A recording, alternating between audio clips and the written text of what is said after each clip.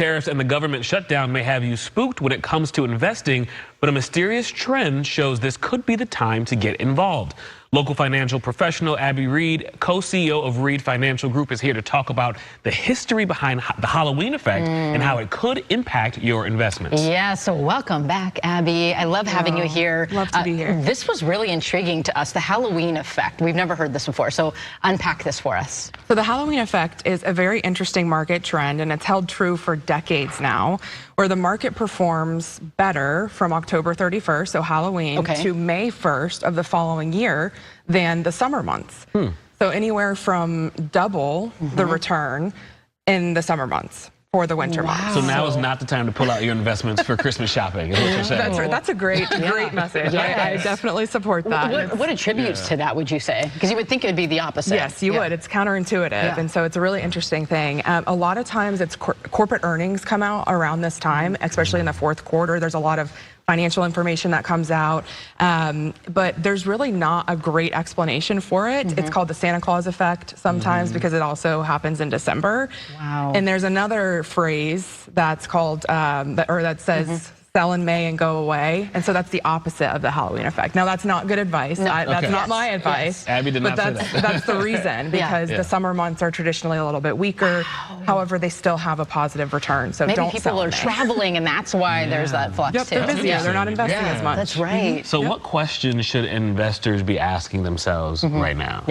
So now is a great time to do kind of a financial overview. So if you're married, you can have like a money date, is what I like to call them, or just with yourself to overall assess your finances. So the three questions for fall, but really for any time, number one, how much risk are you able to take on? So that's a great question to ask if you're just starting to invest, or if you've been investing but you haven't taken a look at your portfolio.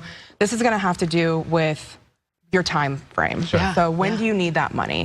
Whether it's retirement or whether you have Christmas time. Christmas, yes, Planning for Christmas. So the shorter your time frame, the less risk you can take on, and also not just financially but emotionally. What's your risk tolerance? I've seen people, come to me at Reed Financial Group, and they've maybe panicked and pulled out of the market because they were too aggressive. Number two, you want to ask, what's your overall financial plan? So just having a 401k and contributing, that's great, but that's not a plan. You need an overall plan that really takes into the whole picture. And then number three, especially right now with tariffs, government shutdown, there just seems to be always a lot of bad news. And unrest. Yes, and it always feels like a bad time to either start investing or continue to invest. Which means it's a great time. Yes, exactly. It's always a good time to invest, especially if you have a long time frame. So just focusing on those things that you can control, making sure you have a budget that you're sticking to, have an emergency fund and a high yield savings account, which we always talk about. I can't speak enough about that too. Yes. So focusing on those things that you can control. Yeah, I love that. And also just kind of putting a button on this here, what can we expect in the fall leading into the winter? Because as you said, I think a lot of people are thinking about how to save as you get into the new year. You're reassessing your spending. What are those tips that they can really benefit from? So my number one tip is to stay away from buy now, pay later. So if you can't afford something, then it's time to maybe take a step back. Don't let your emotions get away from you, especially with Christmas coming up. I mean, it's easy to completely blow your budget for like the entire year. But I kind of coach people and my clients on, think about how it's going to feel in January when you have all of those bills still.